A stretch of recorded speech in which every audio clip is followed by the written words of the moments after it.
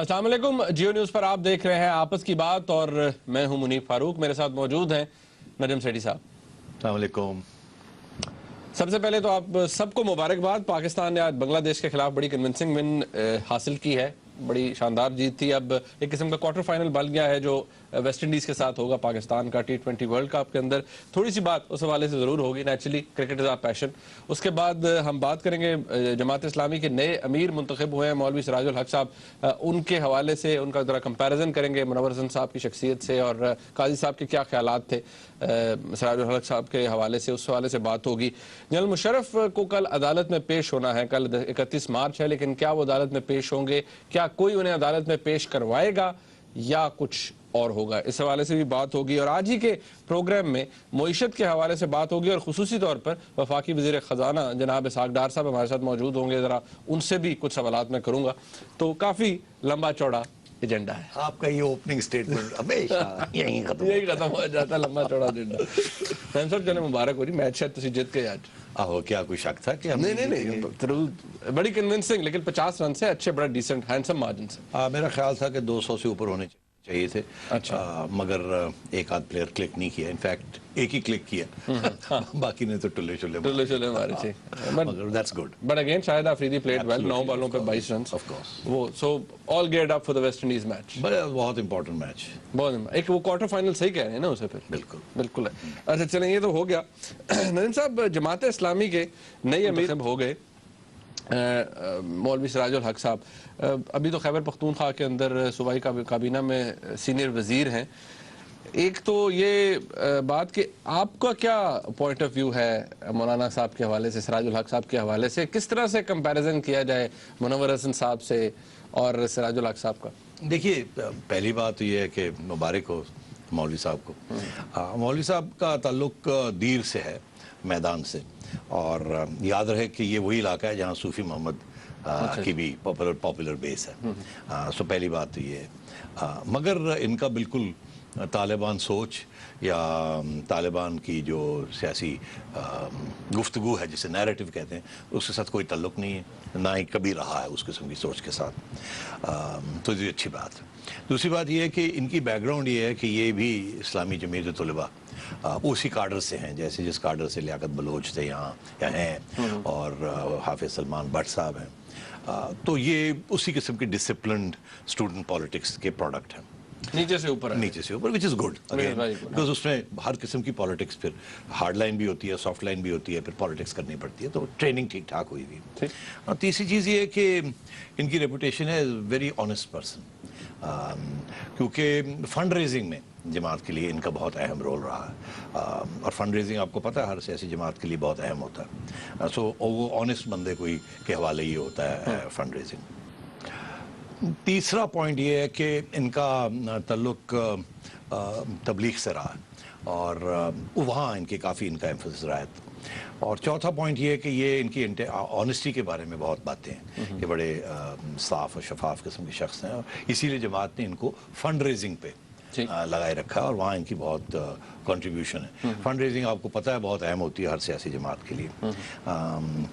और सबसे अहम बात मेरे ज़हन में, ये तो बहुत अच्छी क्वालिटीज़ हैं, सबसे अहम बात मेरे ज़हन में ये है कि काजी हुसैन अहमद साहब इनको बड़ा पसंद करते थे। अच्छा। और कहते थे कि इस किस्म की पॉपुलर लीडरशिप जमात की होनी चाहिए। और क्योंकि मैं काजी साहब का से बहुत ही मैं उनसे इम्प्रेस्ड था और बड़ा पसंद करता था उनको, बड़े प्यार करने वाली शख्सियत, बड़े प्यार के नज़र से, और मेरी रिश्ता भी उनके साथ बड़ा अच्छा था, बड़े पढ़े लिखे आदमी थे। तो अगर वो मौलवी साहब को रिकमेंड करते तो फिर मैं समझता हूँ कि बहुत अच्छी जमात इस्लामी में लीडरशिप चेंज जो आई है, ये बड़ी अच्छी और टाइमली लीडरशिप चेंज है। अच्छा। काजी साहब जैसे लोगों ने इनको रेकमेंड किया।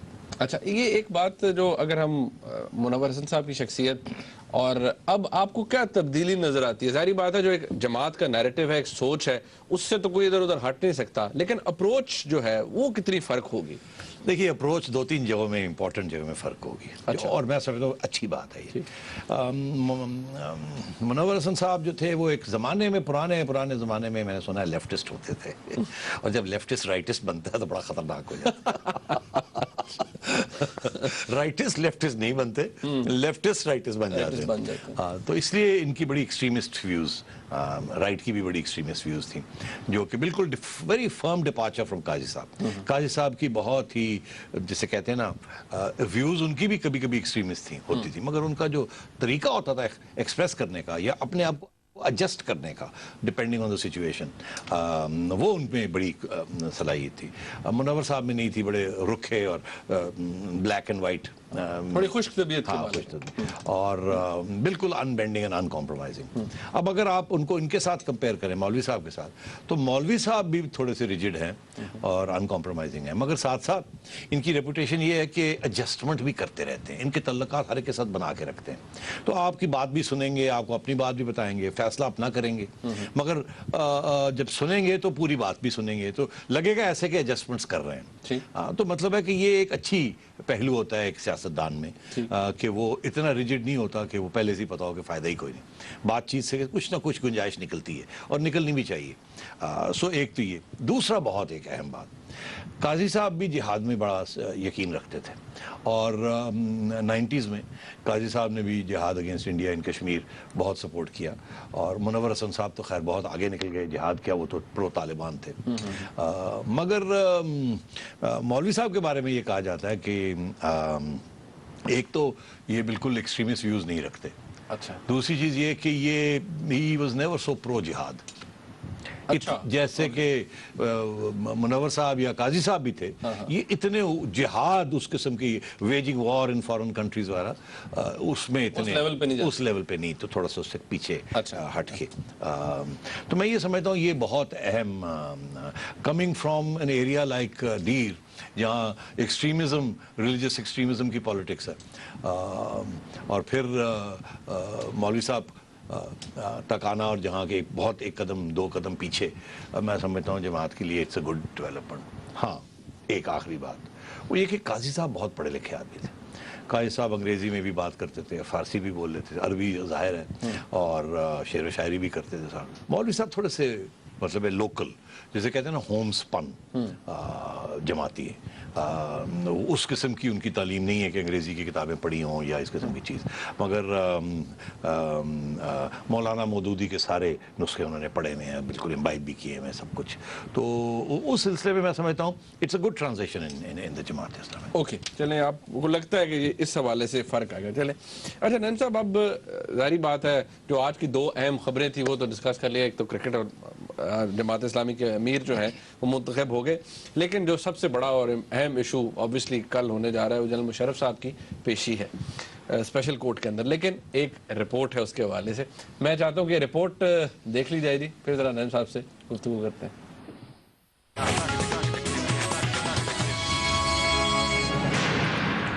14 मार्च को जब परवेज मुशर्रफ साहब के नाकाबिले जमानत वारंट गिरफ्तारी जारी हुए ताकि उन्हें 31 मार्च को खुसूसी अदालत के सामने पेश किया जाए, तभी से चहमगोइयां शुरू हो गई थी कि क्या इस वारंट के बाद भी परवेज मुशर्रफ साहब अदालत के सामने हाजिर नहीं होंगे। जबकि गुज़िश्ता जुमेरात को होने वाली समाअत में 14 मार्च वाले हुक्म पर परवेज मुशर्रफ साहब के वकला के जानिब से एतराज़ात पर मबनी दरख्वास्त को अदालत ने खारिज करते हुए अपना हुक्म बरकरार रखा, लेकिन दूसरी तरफ खुसूसी अदालत में उस वक्त एक इंतहाई ड्रामाई सूरत हाल पैदा हो गई जब अदालत के सरबराह जनाब जस्टिस फैसल अरब वकील सफाई के रवैये के बायस अदालत से उठकर चले गए, जिससे ये अफवाह उड़ी कि खुसूसी अदालत का बेंच टूट गया है। लेकिन अदालत ने जब अपना तहरीरी हुक्मनामा जारी किया तो इसमें वाज़ेह कर दिया गया कि मोअज़्ज़िज़ जज साहिबान सिर्फ वकील सफाई के रवैये के बायस उठकर गए थे। खुसूसी अदालत 31 मार्च को परवेज मुशर्रफ साहब पर फर्दे जुर्म आयद करने के लिए सजाई जाएगी। एक तरफ अगर परवेज मुशर्रफ साहब की वालिदा की तबीयत बिगड़ने और अस्पताल में दाखिल होने की खबरें आई, तो दूसरी तरफ उनके वकील अहमद रजा कसूरी साहब ने एक और शोशा छोड़ दिया कि परवेज मुशर्रफ साहब के कल अदालत में पेश होने के इम्कानात 50-50 हैं। अब सवाल यह है कि क्या परवेज मुशर्रफ साहब कल अदालत खुद आएंगे या नहीं, या इन्हें अदालती हुक्म के मुताबिक लाया जाएगा। सवाल तो ये भी है कि अगले चंद घंटों के दरमियान सूरत हाल में क्या कोई ड्रामाई तब्दीली भी आ सकती है या नहीं।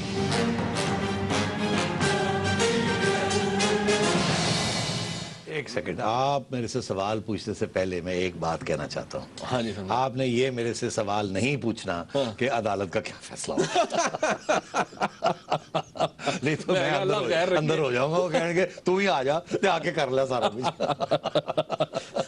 अल्लाह खैर रखे। कौन सा सवाल है जो मैंने नहीं पूछा? नहीं, ख्याल रखिए। अच्छा नहीं, मैं सारे सवाल पूछने से पहले आपको कुछ दिखाना चाहता हूँ। ओके। हाँ, वो आपने कहा हुआ है लेकिन मैं आपको दिखाना चाहता हूँ। नाजरीन ये जरा क्लिप देखिए। 31 से पहले कोई नई डेवलपमेंट हो जाएगी। अब मैं उधर जाना नहीं चाहता अभी। अच्छा। बस सिर्फ इशारा कर सकता हूँ कि शायद कोई नई डेवलपमेंट हो जाए। नहीं, ये मनफी मतलब किस टाइप की डेवलपमेंट होता है ना, आपने एक बात की प्रो मुशर्रफ डेवलपमेंट। अच्छा, प्रो मुशर्रफ डेवलपमेंट। अच्छा, बड़े शैतान हो तुम। बात सुने। अब वो प्रो, आपने कहा प्रो मुशर्रफ डेवलपमेंट हो सकती है। अब ऐसी बाहरी बात है, सेहत जो है वो अल्लाह ताला के इख्तियार में, लेकिन मुशर्रफ साहब की वालिदा की तबीयत नासाज है। वो इंटेंसिव केयर यूनिट के अंदर शारजा के अस्पताल में इस वक्त मौजूद हैं और उनको तबी इमदाद भी दी जा रही है, लेकिन वो कहा जा रहा है कि उनकी हालत जो है क्रिटिकल है। प्रो मुशर्रफ साहब के केस के ये मामला, मैं इसको इस तरह देखता हूँ कि नेचुरली एक सेंटिमेंट जो है हर किसी के जहन में आ रहा है कि जी मुशर्रफ साहब की वालिदा मुल्क से बाहर वहाँ मौजूद हैं और अलील हैं, शदीद अलील हैं। ये भी बता दूं कि प्राइम मिनिस्टर साहब ने, गवर्नमेंट ने ऑफर किया था कि स्पेशल प्लेन उनकी वालिदा को यहाँ ले आए, लेकिन वो दरख्वास्त जो थी, ऑफर जो थी, वो टर्न डाउन कर दी गई थी। अब मुझे ये बताइए, keeping in mind the entire thing, आपको क्या लगता है कि परवेज मुशर्रफ साहब इस वक्त क्या सोच रहे होंगे? कल वो अदालत खुद चले जाएंगे? देखिए, ये जो डेवलपमेंट हुई है सेहत की, मुशर्रफ साहब के सारी डेवलपमेंट से सेहत रिलेटेड है।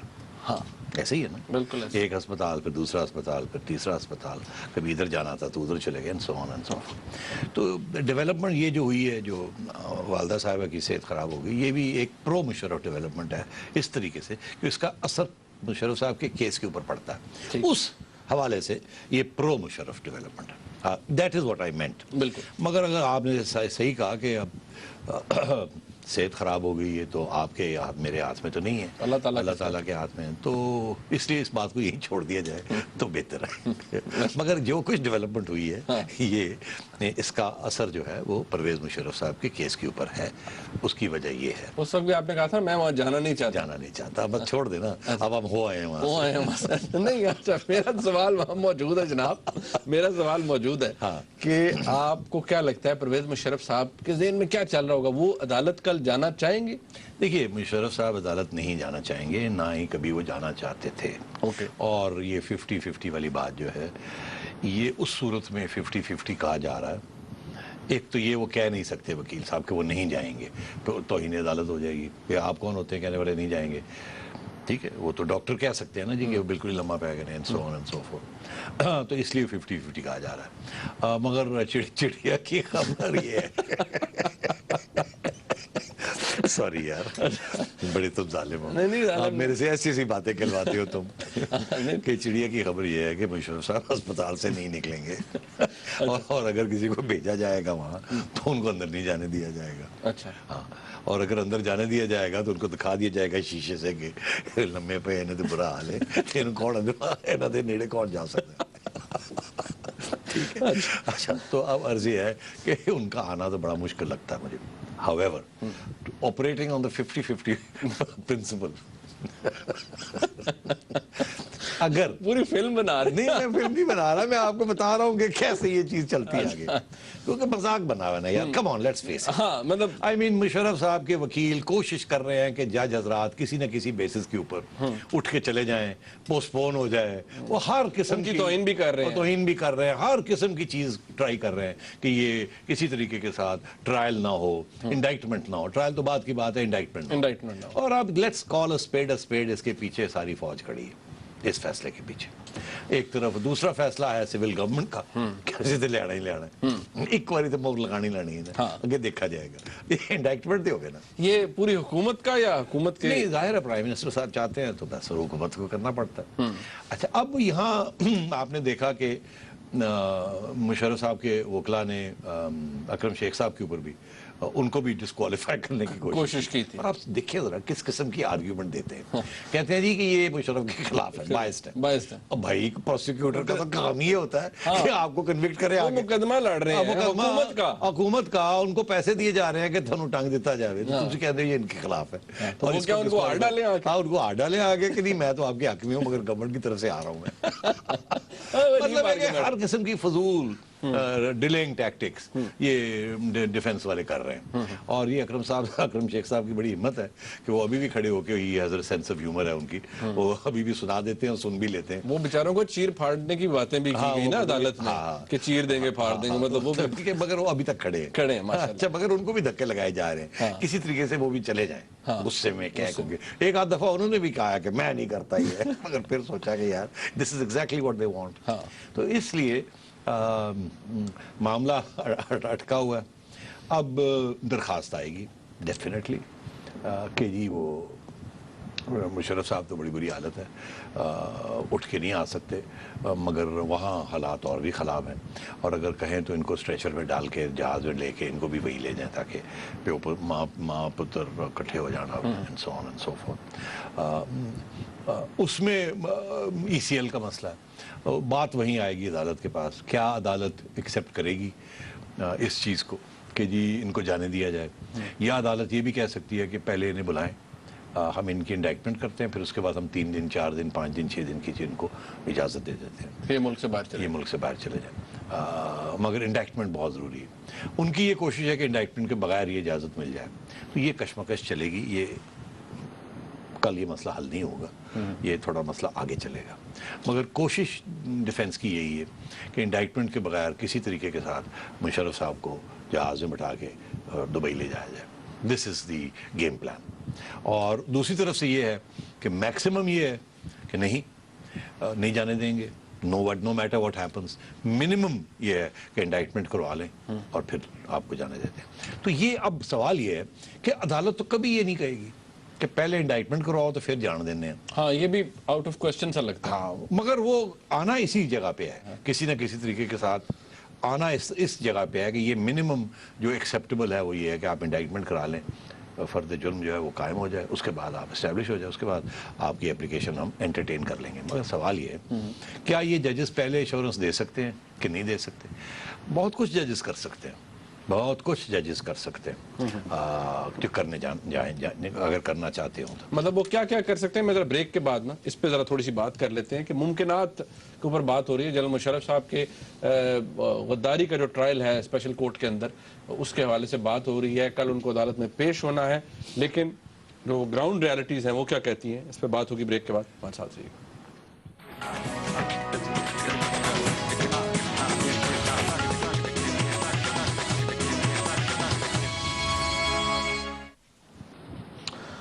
بریک کے بعد ایک دفعہ پھر آپ کو خوش آمدید کہتے ہیں. جنرل مشرف صاحب کے حوالے سے, ان کے جو پریزن ٹرائل چل رہا ہے اس کے حوالے سے بات ہو رہی ہے. نعیم صاحب, اب یہ ذرا تھوڑی سی بات مجھے بتا دیجیے کہ آپ کو لگتا کیا ہے کہ عدالت کے اندر جو پروسیڈنگز ہیں, کیا عدالت کی طرف سے یہ فیصلہ پاسبلٹیز ہو سکتی ہیں کہ جی آ جائے کہ ٹھیک ہے جی انہیں جانے دیں اور عدالت ہی حکم دے کہ ECL سے نام نکل جائے؟ بالکل ہو سکتا ہے. بالکل ہو سکتا ہے. فیڈرل گورنمنٹ کو ریزسٹ نہیں کرے گی کہ نہیں, وہ پروسیکیوٹر بھی ریزسٹ کر سکتا ہے. اس کے بعد تو ختم ہو جاتی ہے بات. اگر عدالت یہ فیصلہ کر لیتی ہے کہ جی جانے دیں, federal government will not step in the way, because federal government کی پوزیشن آج تک یہی رہی ہے نا کہ جی سپریم کورٹ کا آرڈر تھا, ہم نے آرڈر فالو کیا, ایک کیس بنا دیا اور ایک کورٹ بنا دی, اب عدالتیں جانے اور جنرل مشرف جانے. تو یہ سارے کا سارا کھاتا جو ہے عدالت کے کھاتے میں. اچھا, اب یہ مجھے بتائیے کہ آپ کو اس حوالے سے کیا لگتا ہے کہ مطلب یہ ایک اسیسمنٹ ہونی چاہیے نا کہ عدالت کے اندر جو اس وقت سچویشن چل رہی ہے, کتنی پاسبلٹی آپ کو لگتی ہے کہ جنرل مشرف صاحب کو یہ عدالت سے کوئی ریلیف میں, لیٹ سے وہ کہتے ہیں کہ نہیں جی پیش کریں, تو کیا وہاں پر یہ کوئی ٹسل یا کانفلکٹ آپ کو نظر آتا ہے کہ کل اگر وہ کہتے ہیں نہیں جی ہر صورت پیش کریں جنرل مشرف کو یہاں پر, جو پہلے بھی کہا گیا؟ میرا خیال ہے کہ جب تک ڈیفنس کو کوئی ایشورنس نہیں ملے گی, یہ ہنٹ نہیں ملے گی کہ پیش کرنے کے بعد کوئی ریلیف ملے گی, اس وقت تک یہ پیش نہیں کریں گے, کوئی نہ کوئی ایکسکیوز کریں گے. مجھے جس چیز سے میں خوفزدہ ہوں وہ یہ ہے کہ یہ کوئی ایسی سٹیج نہ آ جائے جس میں عدالت پھر کہے اچھا بہت ہو گیا، اب فرم آرڈرز دے کمشنر کو یا آئی جی کو کہ آپ وہ تو بھیجیں. لاسٹ ٹائم دیے تھے انہوں نے کہ آئی جی کو کہا ہے کہ جائیں. ہاں تو بس پھر ابھی تو انہوں نے یہ کہا نا 31 تک ہے نا، ہاں جی. پھر یہ بیلیبل، پھر وہ بیل ختم ہو جائے گی ان کی، وارنٹس. کل تو صبح نان بیلیبل وارنٹ ہے تو ان کو گرفتار کر کے لائیں. ہاں تو وہ پھر آئی جی جائے گا نا وہاں. جی اب مسئلہ یہ ہے کہ کون جائے گا، آئی جی تو ہے ہی نہیں اس وقت. ہاں وہ ایک ایس پی صاحب جائیں گے. ہاں تو ایس پی صاحب جائیں گے، ایس پی صاحب جا کے واپس آ کے کہیں گے جی میں گیا تھا وہاں، یہ سچویشن ہے اور میں نہیں کر سکا. پھر کیا ہوگا؟ پھر عدالت کیا کرے گی؟ ہاں نیچرلی مطلب آپ کو عدالت کے بعد ایگزیکٹو فورس تو کوئی نہیں ہے ان کے پاس. ایگزیکٹو فورس آ کہے گی ہینڈز اپ ہو گئے ہم. پھر کیا ہوگی؟ پھر عدالت یہ کر سکتی ہے کہ عدالت ڈیفنس منسٹری کو لکھے گی، کہے گی جا آ جاؤ خواجہ صاحب آپ آئیں اور بتائیں کہ کیوں روکا گیا ایڈمنسٹریشن کو، کیونکہ یہ سب کچھ آپ کے انڈر آتا ہے. وہ کہیں گے جی نہیں یہ فلانا ہے. مطلب ہے کہ game will just drag on because ایک سائڈ نے فیصلہ کیا ہوا کہ ہم نے انڈائٹ نہیں ہونے دینا، ہمارا آرمی چیف ہے ایکس ہے، یہ جو بھی ہے اچھا ہے برا ہے جیسے بھی ہے ہم نے نہیں ہونے دینا. دوسری سائڈ نے یہ فیصلہ کیا ہوا ہے کہ کاٹتے سی کر نہیں کرنا، کم سے کم ایٹ لیسٹ یہ سمبولک چیز ضرور ہو. لیکن ہم نے آپ کو یاد ہے ایک دفعہ بات کی تھی سول ملٹری ریلیشنز کے حوالے سے، کوئی اگر آپ کو یہ معاملہ لگتا ہے کہ یہ بس ایسے ہی ہوگا، وہ کبھی آمنے سامنے خدا نخواستہ آتے ہوئے نظر نہیں آتی آپ کو فوج اور حکومت؟ نہیں، میرا خیال ہے کہ اگر ورسٹ کیس سیناریو جیسے آپ from the point of view of the army, وہ یہ ہے کہ پھر انڈائٹمنٹ ہو جائے گی اور جانے دیا جائے گا باہر. اور worst case scenario from the government side? نہیں وہ تو یہ گورنمنٹ کا تو منیمم ہے نا کہ یہ تو ہونا چاہیے. بیسٹ کیس تو ہے کہ وہ پورا چلائے، ٹرائل ہوئے، یہ ہو سزا ہو، باہر تو جانے نہیں دینا. مگر وہ تو دیکھیے ہیومینیٹیرین گراؤنڈز کے اوپر بھی کیس تو بن جاتا نا والدہ کے بارے میں، وہ تو بن ہی جاتا. If the mother is not well تو پھر تو کیس بن جاتا. اچھا لاسٹ نعیم صاحب کہ 1 جنوری سے تقریباً وہ موجود ہیں اب تک اس اسپتال کے اندر، کوئی ان کا میجر پروسیجر نہیں کیا گیا اور عدالت اسی اسپتال کے اندر موجود ہے. امپریشن کیا جا رہا ہے؟ مطلب یہ امپریشن یہ جا رہا ہے کہ یہ فٹ بال ہو رہا ہے، دونوں سائڈز کو پتہ ہے گول نہیں کرنا، گیم چلاتے جا رہے ہیں اور بیچارے ججز کو بیچ میں بس پھنسایا ہوا ہے. اور پورا ایک شراڈ، انگریزی کا لفظ ہے شراڈ ہوتی ہے کہ جھوٹی موٹی گیم، یہ بس اسی قسم کی چیز چل رہی ہے. مگر اس میں صرف ایک سیریسنس کا ڈائمینشن ہے، انفیکٹ 2 ڈائمینشن ہیں. وہ یہ ہے ایک سائڈ کہتی ہے انڈائٹمنٹ تو کراؤ نا پھر دیکھا جائے گا، ٹھیک. دوسری سائڈ کہتی ہے نہیں اگر وہ یہ ہو گیا تو یہ تو بہت بڑا رہ کے گیا پیچھے. تو یہ ایشو بنا ہوا ہے. کیا وفاقی حکومت کی طرف سے کوئی ایسی شخصیت، کوئی ایسا بندہ ہے جس کو کنسرن ہے اور جو چاہتا ہے کہ یار اس مسئلے کا کوئی حل نکلا ہے، یہ خراب ہو جائے گا؟ نہیں، آئی تھنک ساری چاہتے ہیں کہ حل نکلے، دونوں سائڈ چاہتی ہیں. آرمی بھی چاہتی ہے کہ حل نکلے اور فوج بھی، سول گورنمنٹ بھی چاہتی ہے حل نکلے. مگر حل کا یہی ہے نا، وہ کہتے ہیں جی چلو بہت ہو گیا اب جانے دیں. دوسری سائڈ کہتی ہے نہیں، کم سے کم آپ انڈائٹمنٹ کروائیں، پھر معافی مانگیں یا ہم سے کوئی اپلیکیشن بھیجیں تاکہ ہم پریزیڈنٹ سے کچھ لے کے دیں آپ کو، جو ہمارے ساتھ ہوا وہ آپ کے ساتھ بھی ہونا چاہیے. یہ تھوڑا بہت چل رہا ہے نا. یہ آپ کی چڑیا کیا کہتی ہے میاں نواز شریف صاحب کو؟ کسی نے مشورے کو دیے ہیں اس حوالے سے کہ چھڈو جی رہن دو، کی کر رہے ہو؟ بڑے مشورے دیے ہیں. وہ کہتے ہیں کہ بس اب چھوڑو. نہیں میں آپ کو وہاں لے جا رہا تھا، یہ زیادتی نہیں مشورے دیے، کچھ باتیں رہنے دے پیچھے. اچھا یعنی کہ آپ کہہ رہے ہیں مشورے دیے گئے؟ ہاں بالکل مشورے دیے گئے اور وہ یہ کہتے ہیں کہ میں اتفاق نہیں کرتا آپ سے. ہاں مطلب جن لوگوں نے یہ مشورہ دیا، جن لوگوں نے مشورہ دیا. ٹھیک ہے آپ کی بات اپنی جگہ، مگر میں نہیں مانتا. ٹھیک ہے نعیم صاحب، ذرا تھوڑی چلتے ہیں معیشت کی طرف. لیکن معیشت کے حوالے سے آپ کو پتہ ہے $1.5 بلین بھی آیا، تو ذرا کچھ سوالات ہم نے بھی یہاں اٹھائے، ڈسکشن بھی ہوئی. تو ذرا میں چاہتا ہوں کہ اسحاق ڈار صاحب کیا کہتے ہیں، ذرا وہ ان سے بات کر لی جائے اور پھر جو ڈار صاحب کی باتیں ہیں ان کے اوپر ذرا دیکھا جائے کہ وہ ان کے کس پیرائے میں ہے، کون سی بات جو ہے وہ اپیلنگ کتنی لگتی ہے ہمیں. ٹھیک، تو اسحاق ڈار صاحب سے بات کرتے ہیں. ڈار صاحب بہت شکریہ آپ کا، آپ نے وقت دیا. میں کچھ بڑے پوائنٹڈ سوال آپ سے کروں گا. جی یہ جو $1.5 بلین پاکستان کو ملا، کہا جاتا ہے جی یہ پہلے وہ فرینڈلی کنٹری کا نام نہیں بتایا جاتا تھا، یہ $1.5 بلین کا ایون فگر بھی کلیئر نہیں تھا، بعد میں چلے پتہ لگا $1.5 بلین ہے. یہ اس کا کوئڈ پروکو کیا ہے؟ کچھ لو اور دو کی پالیسی ہے؟ اگر $1.5 بلین ہمیں ملا ہے تو اس کے بدلے ہم نے کیا دینا ہے؟ بسم اللہ الرحمن الرحیم. منیب صاحب شکریہ، آپ مجھے پروگرام میں لے رہے ہیں. ایک تو یہ ہے کہ جب میں نے یہ ڈالر کی بات کی تھی کہ یہ ان ریئلسٹک ویلیو پہ ہے اور یہ 100 یا اس سے نیچے آئے گا، میں نے کہا تھا 98 99 کی طرح آئے گا، تو لوگوں نے 98 کا فگرز ہی لے لیا، کیونکہ آپ کو یاد ہوگا کہ میں 98 99 میں بھی جب فائنانس میں بنا تھا تو اس وقت اکانومی جو ہے سینکشنز دنیا نے لگائی تھی، پاکستان نے ایٹمی دھماکے کیے تھے، اور ظاہر ہے کہ لوگوں نے ہمیں کوئی مبارک پیغام تو نہیں بھیجنے تھے ویسٹ نے، تو انہوں نے بہت ریئیکشن شو کیا اور پاکستان پہ بڑی شدید پابندیاں لگا دی تھی۔ تو جب یہ پیغام میں نے دیا تھا گورنر ہاؤس میں دسمبر 2013 میں، ایپٹما کا بہت بڑا کٹ تھا اگر آپ کو یاد ہو، اور اس پہ میں نے یہ پیغام دیا تھا کہ یہ ان ریئلسٹک ہے اور گورنمنٹ اس کو بالکل بڑا سیریسلی دیکھ رہی ہے کہ یہ اسپیکولیٹرز اور ایکسپورٹرز نے اپنے پیسے رکھے ہوئے تھے، اب وہ انوسینٹ لوگ بھی اس میں پھنس جاتے ہیں، ایکسپورٹر بھی اپنے پیسے ود ہولڈ کر لیتے ہیں، اور ہم نے بھی وہ ساری ایکسرسائز کی، ایکسپورٹرز کا چیک کیا کہ پیسے کون نہیں لا رہا پاکستان میں ایکسپورٹس کے باوجود، اور اسپیکولیٹرز کو بھی اسٹیٹ بینک نے اپنا ریگولیٹری جو رول ہونا چاہیے وہ اس نے کیا، تو ہم نے دیکھا کہ اللہ کے فضل سے وہ 100 پہ آتے آتے وہ 98 پہ بھی اللہ نے وہ، کیونکہ وہ بار بار کامران خان صاحب اور دوسرے لوگ وہ 98 99 کی طرح کو انہوں نے ڈیفائن کر دیا 98، تو اللہ نے وہ 98 کا بھی 2-3 دفعہ ٹوٹ چکا ہے، 97 50 بھی 12 مارچ کو بھی گیا، ابھی 3-4 روز پچھلے ہفتے بھی 98 سے کم تھا، میں سمجھتا بڑا ریئلسٹک اس کی یہ پرائس ہے اور انشاءاللہ سٹیبل رہنی چاہیے۔ تو اس وقت تو کوئی بات ہی نہیں تھی کسی قسم کی فرینڈلی کنٹری سے کسی سپورٹ کی، یہ جو $1.5 بلین ہے، ہم نے اپنا ایک کانشیس فیصلہ وزیر اعظم صاحب نے کیا ہوا ہے کہ ہم نے کسی سے مانگنا نہیں ہے، یہ ہماری ایک کنسسٹنٹ پالیسی ہے۔ انہوں نے کہا کہ جی ہمارا نام نہ لیں، لیکن انہوں نے والنٹیرلی آپ کو آفر کیا کہ جی ہم آپ کو یہ $1.5 بلین جو ہے ہم آپ کو تحفے کے طور پر، بغیر کسی شرط کے جی، وہی میں عرض کر رہا ہوں جی، نہ چونکہ اس پہ نہ کوئی انٹرسٹ دینا ہے، نہ اس کی کبھی ری پیمنٹ ہو رہی ہے، یہ ورچولی تحفہ ہے جی، گرانٹ جیسے کہتے ہیں، this is grant to people of Pakistan, کوئی اس میں کوئی شرط نہیں ہے، اور میں سمجھتا ہوں کہ ہمیں اس کا مشکور، لیکن اس وقت اتنا اس کو ہائپ کریٹ کیا گیا کہ شاید اس کے ساتھ کوئی سٹنگز اٹیچڈ ہے، شاید ہم اپنے افواج پاکستان کو یہ اسلحہ دیں گے اور افواج پاکستان کو کسی دوسرے ملک میں مڈل ایسٹ میں بھیجیں گے، کوئی ایسی شرط نہیں ہے۔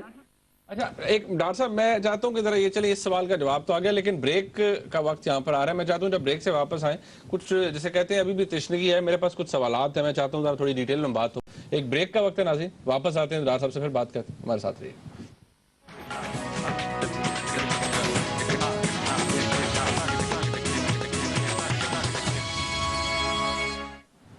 بریک کے بعد دفعہ پھر آپ کو خوش آمدید کہتے ہیں، اسحاق ڈار صاحب ہمارے ساتھ موجود ہیں، ہمیں جوائن کیا ہوا ہے۔ ڈار صاحب میں یہ سوال ذرا اس حوالے سے پوچھنا چاہ رہا تھا، یہ چلیں $1.5 بلین کا آپ نے بتا دیا کہ اس کے ساتھ کوئی سٹرنگز اٹیچ نہیں ہے، لیکن سوال یہ ہے کیا ہم کسی طرح کا کوئی بھی اسلحہ دے رہے ہیں سعودی عربیہ کو یا نہیں؟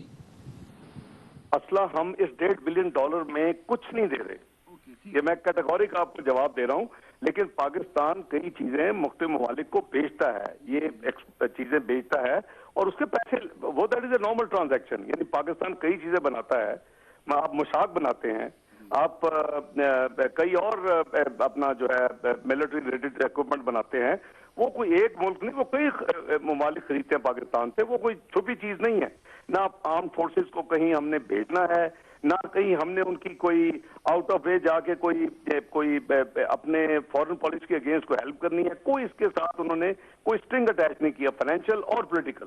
اچھا بات یہ ہے کہ جو بحرین کے بادشاہ پاکستان آئے ہوئے تھے، یہ ان کے آنے کا مقصد ایک تو ذرا مجھے بتا دیجیے کہ کیا ہم پولیس کے ریٹائرڈ لوگ یا فوج کے ریٹائرڈ لوگ، کیا انہیں پاکستان کی حکومت کی کوئی انوالومنٹ ہے؟ ہم انہیں بھیج رہے ہیں، کوئی کمپنی یہاں پر بنائی جائے گی، کس طرح سے وہاں انہیں بھجوایا جائے گا؟ اس کے اندر پاکستان کی حکومت کی کیا انوالومنٹ ہے؟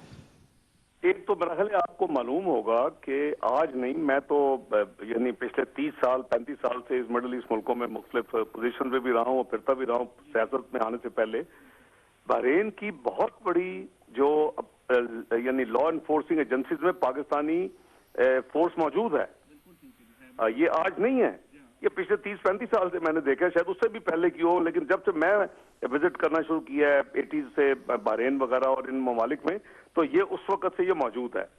اگین اس ٹرپ کے حوالے سے نہ کوئی ایسی ڈسکشن ہوئی ہے کہ جی ہم ان کے ساتھ کوئی اسپیشل طور کے اوپر کو اپنا فوج بھیجیں گے یا اپنی لا انفورسنگ ایجنسی بھیجیں گے یا ہمارا کوئی کامن دفاع ہوگا، کوئی ایسی بات نہیں ہوئی۔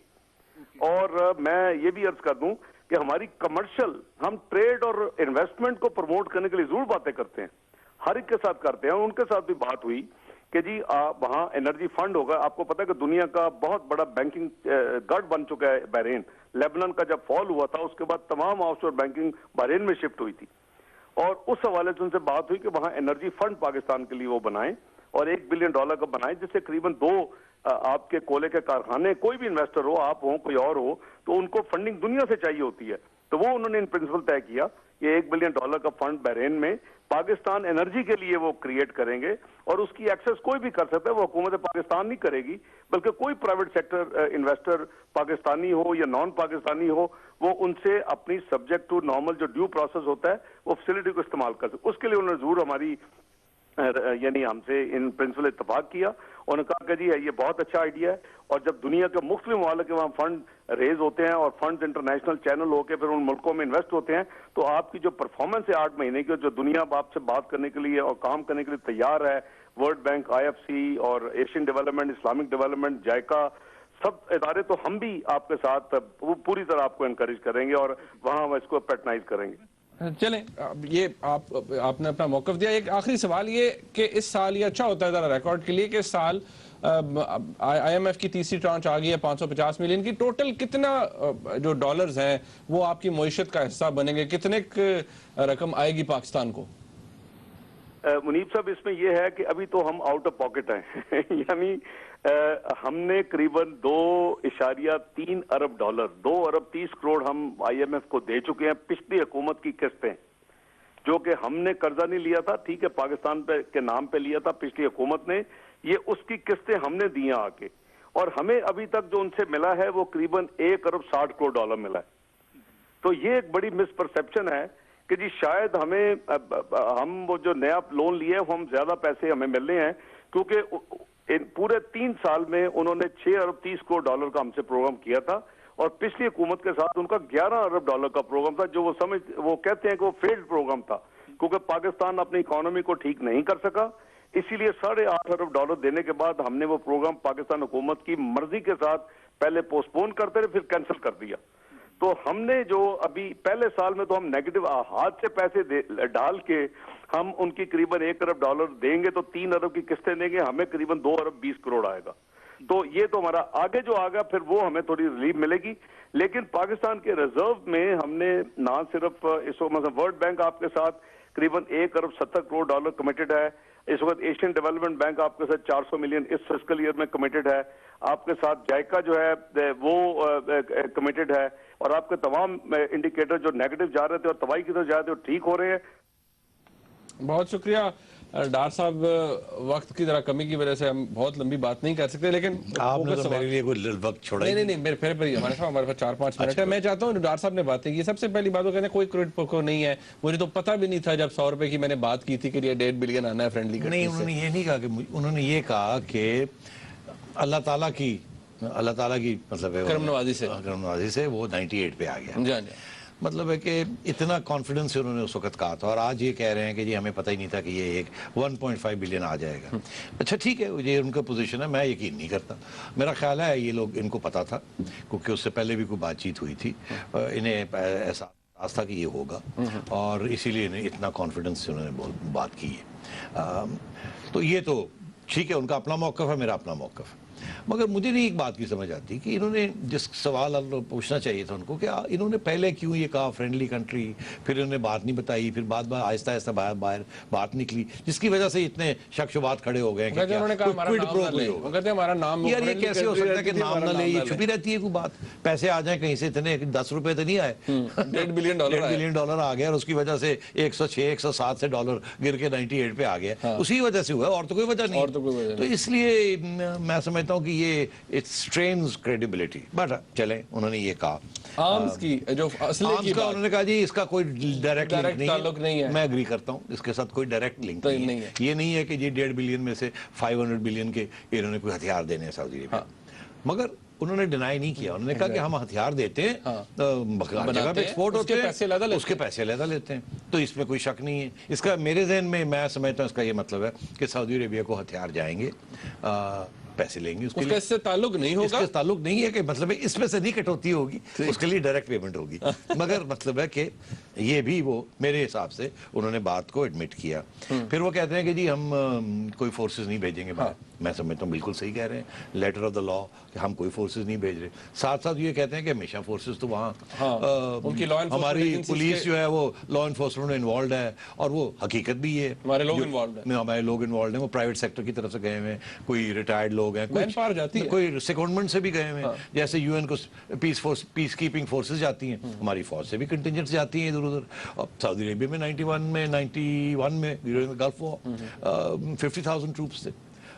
मुझे याद है बेग साहब बड़े परेशान थे कि ये नवाज शरीफ साहब सपोर्ट कर रहे थे और बेग साहब उनके खिलाफ थे, and so on and so fourth. तो वहाँ भी टेक्निकली इज राइट, मगर बात यह है कि आपने सवाल पूछा कि कोई फैसिलिटेशन तो नहीं कर रहे, तो उन्होंने उसका जवाब तो डायरेक्ट नहीं दिया, मगर उन्होंने ये जरूर कहा कि जी वो ये एक्सपोर्ट ऑफ मैन पावर तो होती रहेगी। आज बात नहीं रही, मगर जो कम्युनिकेशन शाया हुई थी जब वो बहरीन के बादशाह सलामत आए थे यहाँ, उस वक्त मैन पावर एक्सपोर्ट का भी जिक्र था। हाँ, आज बात नहीं हुई, तो उससे यही मतलब समझ आती है कि मैन पावर एक्सपोर्ट में भी कोई ना कोई फैसिलिटेशन होगी। मतलब वो तो अब क्लियर हो गया कि उनके सिक्योरिटी एरियाज हैं सऊदीज के एंड दिस भी, एंड पाकिस्तान की हुकूमत डायरेक्टली नहीं but indirectly in order to establish the good relationship with in ममालिक से वो ये चीजें करेगी।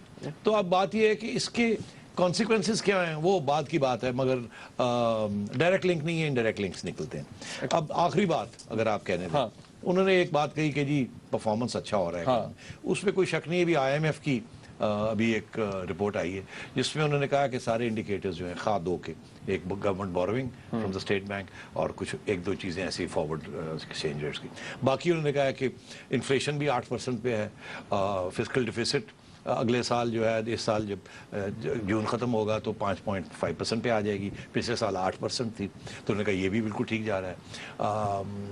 जो चेयरमैन FBR हैं और FBR में भी टैक्स बेस ब्रॉड हो रहा है, not as much as possible but ज़्यादा हो रहा है, तो टैक्स कलेक्शन भी बेहतर हो रही है। इसी तरीके के साथ जो बाकी इश्यूज हैं, इंडिकेटर्स जो हैं वो सारे पॉजिटिव हैं, और ग्रोथ जो है उनका ख्याल था कि 2.8% होगी, वो अब 3.1 पे चली जाएगी। सो बेसिकली डार साहब इज राइट, इन्होंने IMF के साथ जो वायदे किए हैं वो ऑन टारगेट जा रहे हैं, IMF खुश है, इकोनॉमी जो है वो उठ रही है, बिजनेस कॉन्फिडेंस बढ़ रहा है। एक लास्ट पॉइंट, IMF ने कहा है कि terrorism is a major issue, ये इन्वेस्टमेंट को भी हर्ट करती है, ग्रोथ को भी हर्ट करती है, इसके बारे में कुछ किया जाए। इसके ऊपर अब जारी बात है फेडरल गवर्नमेंट को बहुत कुछ करने की जरूरत है, उस हवाले से ऑलरेडी हम एक डिटेल प्रोग्राम कर चुके हैं। इस प्रोग्राम का फीडबैक भी हमें जरूर दीजिएगा, देखने का बहुत शुक्रिया। खुदा हाफिज।